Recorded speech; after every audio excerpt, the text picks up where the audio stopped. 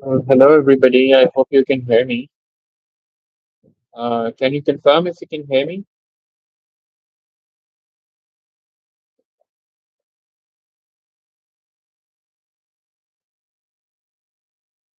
Okay, perfect. We will officially start in 3 minutes, 8:05. That's the instruction I've been given. But before that, I would like to briefly introduce myself and this session. So, firstly, I'm really grateful to Abad and his team for organizing this session and the Legal Leadership Forum, and to specifically for arranging today's session on the encroachment and the environmental law perspectives around the ongoing floods that are all too common now in Pakistan, almost happening every few seasons, every year actually. So many of you will acknowledge the fact और आप इस बात से इत्तेफाक करेंगे कि या तो floods होते हैं या droughts होते हैं. Droughts is where there's complete famine, no water at all. और अगर वो नहीं होता तो floods हो जाते. That's the condition of Pakistan at this moment. And to introduce myself very, very briefly because I'm more interested in addressing the questions from you. My name is Altamush Saeed, and I run environmental and animal rights consulting in Pakistan. Pakistan's first dedicated animal environmental law firm. We work on specifically animal environmental litigation cases.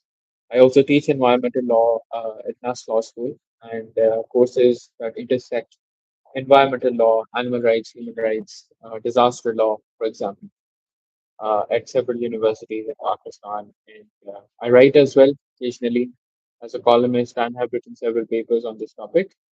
So I'm very grateful to be here and speaking about these issues. So I believe we will start in a minute, and that will be through questions in the chat. So looking forward to some questions, and hopefully we can have a good discussion. Thank you.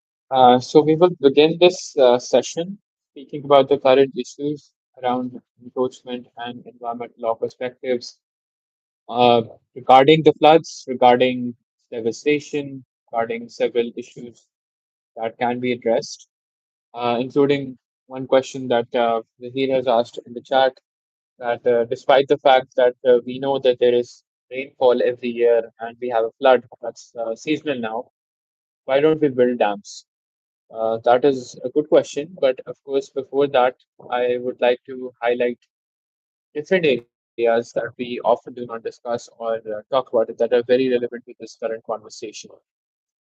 Before I begin, I would like to ask a question to everybody listening to this. Are disasters natural? Can we control their impact? Or is it just God's will that ये खुदा की तरफ से है and we cannot therefore do anything about it? At least that was something one of our leading persons of the government said so a few days ago about the floods. But what do you think about it? Is it natural or can we do something about it?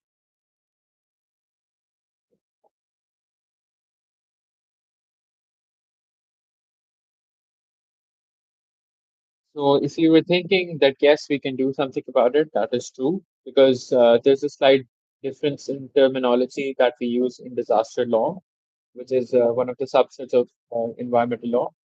So there are two things that are defined in how we look at disasters. One of them is a hazard, and the other one is a disaster. So when it comes to hazard, for example, it could be a flood, it could be an earthquake, it could be a volcanic eruption, it could be the droughts, and that is something that is natural. That is something that happens. You cannot control it, like you cannot prevent it from happening. Things like that. You can, of course, in some perspectives, and I agree with them. But the disaster is actually the impact that that hazard creates in the community. So अगर flood आया है, ठीक है, that's one part of the conversation. Flood की devastation कितनी है, that is entirely man-made. Because if you are building housing societies on floodplains, you are going to get flooded. And that is something that happened with the Parkview Society and several other areas as well. There's a logic behind this. And the other thing is, if any one of you has read on floodplains, especially the Ravi River, there is one side of the conversation that India can flood this, and you may have heard about it that they have. But the reason for that is that there's flooding happening on the inside of the border. And they had duly informed us that, this is something we will be doing because a flood is coming on our end as well. So we knew about it. That on its own creates a precautionary approach that is required, or in disaster law terminology, something that we call as anticipatory action. That is something you do when you're expecting a hazard to come. You want to minimize its impact, basically stop it from turning into a disaster. That is completely human centric, that is completely man made, human made. And there are several examples of that we're seeing across Pakistan and the world. So while we are going through these floods, we have to acknowledge that these massive floods came in Punjab. They happened in Pune, KPK, just a few weeks ago. Sorry, just 1 week ago. And before that, we had the Swat tragedy, where a family was just flooded away because they couldn't receive the support to be rescued. But we have to ask the question as to why flooding happened in those areas, and why was the family even there. So the thing is, floodplains are something that we cannot control. It's beyond our like we can't do that. That's something that happens because of nature. And floods and sorry and rivers basically change their way every several years.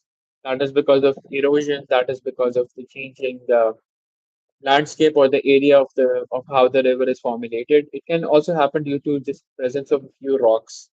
तो अगर आप एक river के पास में कुछ बड़े बड़े पत्थर, तो वाटर की जो डायरेक्शन है उसे चेंज होना ही होना है and as a result it's going to create a different pathway and generally आपका जो वाटर टेबल है इट कीप्स ऑन उसका हाई राइज और लो राइज का के बारे में तो हमें पता है that the water table is rising और the water table is falling in our case it is falling but in addition to the water table, the flood plain or the plane of as to how the water moves under basically the land is constantly changing. You cannot control कि पानी इस time इस तरफ जाएगा. So as a result, आप predict नहीं कर सकते with a complete certainty कि flood plain ने कहाँ कहाँ change होना है. And as a result, you have to be very cautious कि आप infrastructure develop किस angle से किस perspective से allow करेंगे. We have this unique principle or a policy or some kind of an action that we call a need for an initial environmental impact assessment before we do any infrastructure development. That is part of Section 12 of the PIPA, the Pakistan Environmental Protection Act. and it is also part of the relevant provincial environmental law acts as well. Punjab के लिए relevant हमारा 2012 वाला act है. That is something where we adopted the PIPA Act, the Pakistan Act, directly into the Punjab Act. Because as you all know, after the 18th Amendment 2010, environmental law became a became a provincial subject, giving more autonomy to the provinces. तो उसके बाद वो उनके पास आया and they had to basically formulate their own policies and everything. उसकी logic ये थी कि the topography and the geographic area or the biodiversity or all of the environmental factors are different across all provinces. And therefore you need some kind of a plan that is provincial, like centric or relevant to that particular area. Nationally, doing that can be a bit hard. And also giving autonomy to provinces means that there is relevant funding going to relevant areas, which was the initial idea behind it, of course. But of course, how the initial environmental impact assessment process happens and how we do environmental impact assessment before we design these projects or give them a go ahead is something that can be questioned. A very easy question to all of you. I hope you will answer in the same way that I do.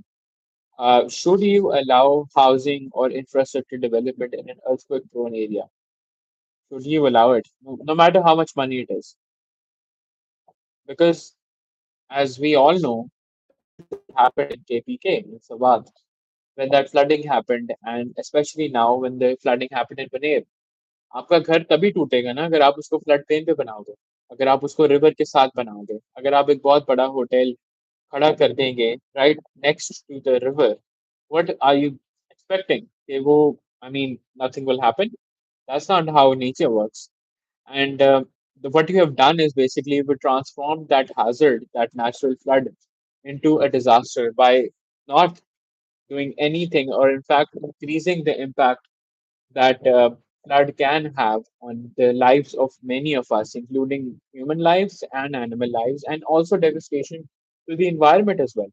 Because this time the flood came in, this time a particular hazard came in, it is also destroying the environment of that area as well, the habitat of that area. It is also natural protection the habitat or the environment offers against these floods. I'm sure you all know about the importance of mangroves, which are found around the Arabian Sea. Even those have been cut off in certain infrastructure development. That should not have happened because mangroves have a very natural uh, system perspective where they basically prevent flooding. We need those natural systems. And in a flood or some kind of a different disaster when it happens, if you take away that natural ability of our environment, of our nature to take action, what you're doing is you're ensuring that when the next floods happen, it is going to be even more devastating. That is why the environment in this is also a key stakeholder, in addition to humans and animals as well. So this is something that I wanted to start the conversation with, and I would like to take a few questions and then we will move forward so you have a better understanding of all of these different perspectives from our environmental law regime in Pakistan. Thank you.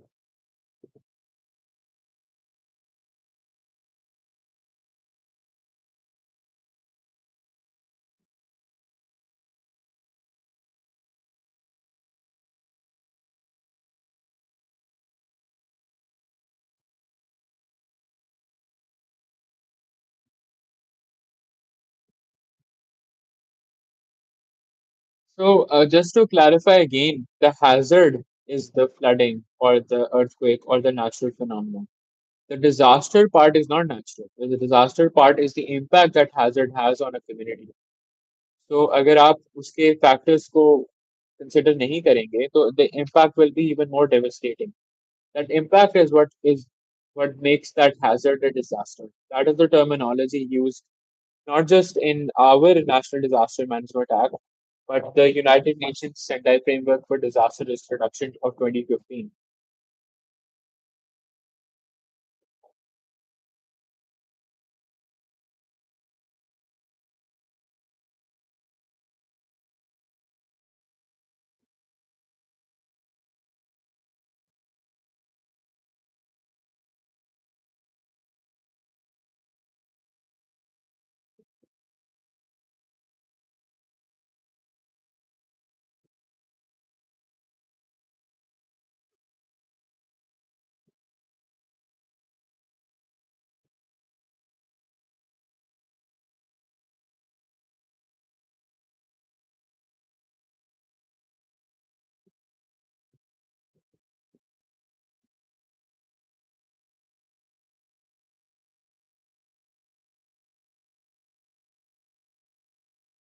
I'm open for questions right now if you have any.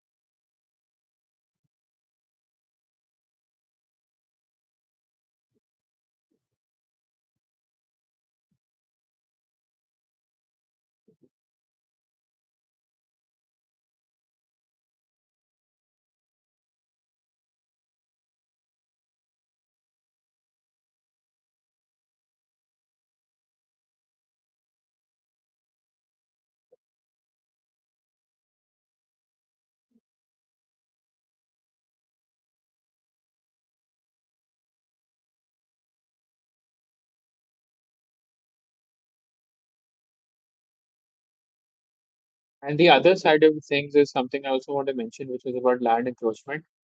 So, while you can think about land encroachment from a very regulatory perspective, where you're basically taking away government land for your own use, from an environmental rights perspective, what you're doing is you're causing environmental degradation, something that the government did not allow, but something that the government also did not prevent. And when land encroachment happens from an environmental perspective, what you're really doing is you're destroying vital natural habitats like forests and wetlands, and altering natural river flows, leading to floods and water pollution, converting fertile agricultural land into built-up areas, and increasing carbon emissions by replacing natural vegetation with cropland and urban infrastructure. So while I would not call the Beria Society of Multan encroachment per se, they were formulated through a legal process. What they have done is they basically wiped out an entire forest and built their urban infrastructure on top of it, taking away from the already decreasing forest cover, which is less than 4% in Pakistan, and leading to furtherance of conversion of hazards into disasters. Not limited to clean air because trees have a function to providing clean air. Also, to the function of trees in ensuring that the water level does not rise to insane levels that can be damaging to the human population, further exacerbating the impacts of floods, and also reducing our carbon emissions because that is something that that the trees take in when they're developing oxygen and taking in the carbon dioxide. Trees by nature are carbon sinks, and the role of carbon sinks is very important in ensuring that the net carbon footprint of the particular area of our nation is as minimal as possible. And the more the carbon footprint rises, the more global warming rises as well, because carbon is a greenhouse gas, and that leads to global warming as well, higher temperatures, which leads to glacier melting, leads to massive rain happening in particular areas as well, and also takes away the ability of that area on reducing the impact of the flood as a hazard and converting into a disaster. And I mean, deforestation, habitat loss is one of the features of this. Wetland destruction is another feature. Urban encroachment is something where you develop urban infrastructure or any kind of a development on a river bank. Uh, I mean, even on nalas and there's this main one in Lahore, development of housing right on the nala is also encroachment. From a regulatory perspective, it is something else, but from an environmental perspective, if the Nala, which is full of disease and dead biodiversity, is going to rise eventually, and it can in in in, uh, in episodes such as these cataclysmic floodings that we have, it is going to destroy those houses first. It is going to, you know, I mean, cancer and all kind of diseases are something that can spread from such unclean facilities uh, of uh, of water bodies, and additionally also because you have built housing there, there's a very high possibility that if there was a forest cover there, the possibility of that diseased water from the Nala would not further enter into urban areas, putting even further lives at risk and causing another potential zoonotic pandemic, such as COVID-19. So these are something that we have to think about together from an environmental law perspective.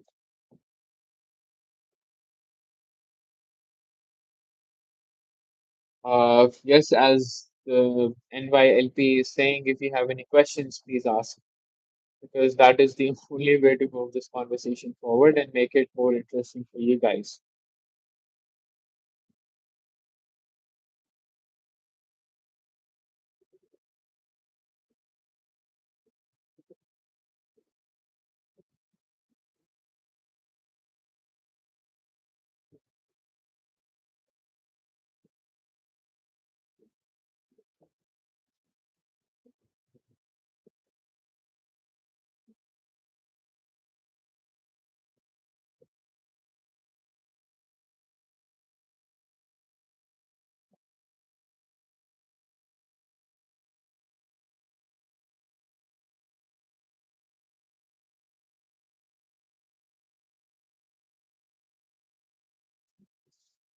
I mean, to summarize, hazards are something that is natural, the floods, but the impact that it creates is something that makes it a disaster, is not.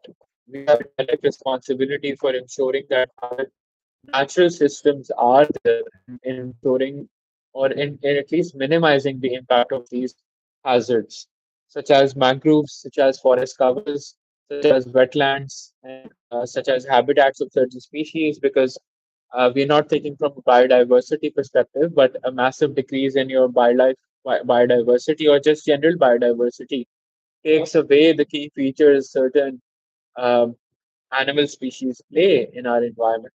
For example, honeybees, the role of pollination, and I mean other animals, in addition to becoming a predator or a prey in a food system perspective, that all of it taking away those natural covers is going to eventually transform your hazards into disasters. And that is a responsibility that we have, um, which we're not fulfilling because we still call them natural. We hear the term natural disaster so many times, which is completely incorrect from every possible perspective, because it gives no responsibility towards the government or people or us as well in times like these. Because if you think about it, a disaster does not happen when when it's actually already there. There's a life cycle behind disasters. What you are seeing is basically it has happened, it has impacted communities, and what you're seeing right now is the response phase of disaster management, which is what I call a saviorism or political saviorism or charitable saviorism, where NGOs or the government come in to save the day, when it was entirely their responsibility in preventing this hazard from becoming a disaster by allowing urban infrastructure or encroachment or not doing anything against, putting human lives, animal lives, and the entire environment at risk. Thank you. I'm still looking for questions.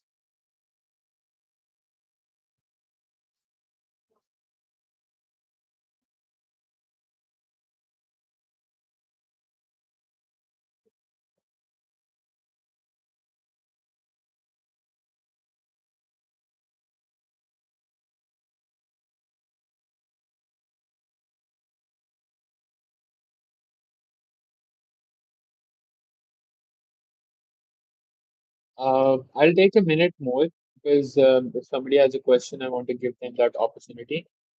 But I will eventually end the stream in a minute, unless no questions come on. Thank you.